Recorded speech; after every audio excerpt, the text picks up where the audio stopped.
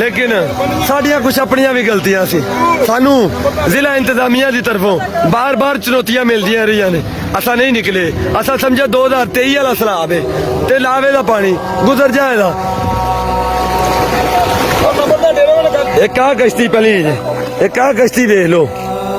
अज तुहानू फिर एक बारी दोबारा लैते आए हैं क्योंकि जिन्ना ही कर ये बस्ती का समान और लोगों की नकल मकानी नहीं होंदी ते असा इन्हां दे नाल नाल चाहे पानी च तो रसूल नगर तिकर पानी है। सतलुज ने जड़ियां तबाहकारियां कीतियां ने ते रेस्क्यू 1122 एक महीने तो इत्थे कली लांच काम करदी पई है। पूरे पिंड दा समान है और एक कश्ती नाल किन्ना गुना आ सकदा है। इस वक्त ट्रैक्टर ते समान लोड किया जा रहा है और 1122 वाले भी अपनी भरपूर कोशिश करते पे ने और समान लदते पे ने। जिस तरीके नाल भी ये भी इन्होंने सलाम है, एक महीने तो मेहनत करते पे ने, लोगों वास्ते ये सहूलत फराहम करते पे ने, नकल मकानी कराते पे ने।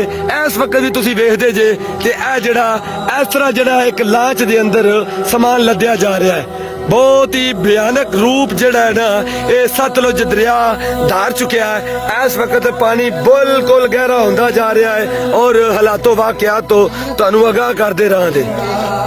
समान बाकी तुहानू सूरत हाल बहाने पे विहाया नहीं जाता पाया, वेख्या भी नहीं जाता पाया। लोग खिंचते पे 4-4 बंदे समान नू किसी ने हथ रखा क्योंकि जड़ियां छोटियां ये 2-3 बंदियां नू रेस्क्यू करने वास्ते कश्तियां होंदियां ने, लेकिन हालो बेहाल होए पे ने। साडा काम है तुहानू दस पंजाब उजड़ गया है, चाहे वो लहंदा पंजाब है चाहे वो चढ़दा पंजाब है, पंजाब सारा उजड़ गया है। पंजाब अज डुब गया है, पंजाब की ये हालत हो गई है। ते पीर वारिस शाह का भी पंजाब लुटिया पुटिया गया, बुल्ले शाह का भी पंजाब लुटिया गया, उधर बाबे गुरु नानक का भी पंजाब लुटिया गया।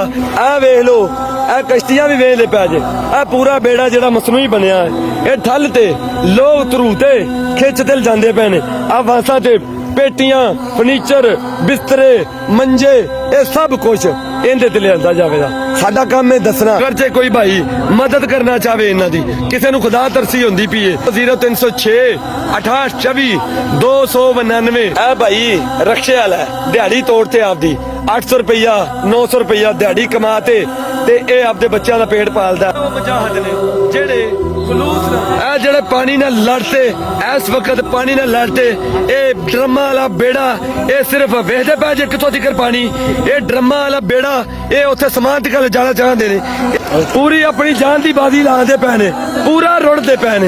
ये हालात ने साडे। इंशाअल्लाह ताला अल्लाह जरूर मदद करेगा। ते भी वेख लो ते ऐ लेबर जड़ी रसूल नगर दे जिंदा दिल लोग का बेड़ा लतीजा है। ऐ बेड़ा वेखदे पै जे ऐ भी फट्टियां नाल जोड़ते मसनूई बेड़ा। ऐ भाई आए ने साडी आवाज सुनते इत्थे वल्ले वाले पहुंचे ने, इन्ने लम्मे पानी च सफर करते इस वक्त इत्थे पहुंचे ने लाहौर तो खाना लैते आए ने। पट्ठा चौक लाहौर कैंट। हाँ जी, मुगल बरादरान सारे और अंजुमन ताजरान मोबाइल मार्केट वाले लोगों ने तावन किया पट्ठा चौक वाले ने और वल्ले वाले का सानू पता लगा और असीं इत्थे खाना लैके पहुंचे हैं और इन्हां दे मुश्किल हालात देखे ने और वाकई ये मुस्तहिक लोग ने और बड़े परेशान हाल ने। अल्लाह ताला इन्हां दीयां परेशानियां दूर करे और इन्हां लई अल्लाह ताला आसानी वाले मामले पैदा फरमाए। जी तुसीं वेखदे पै जे आ लाहौर तो भाई खाना लैते आए ने ते बहुत इन्हां नूं सलाम, लेकिन इन्हां दा ईमानी जज्बा है, इन्हां दे अंदर ईमान हैगा जेड़ा इन्हां नूं लोर बैठा इन्हां नूं तड़प होई है ते इत्थे आए ने।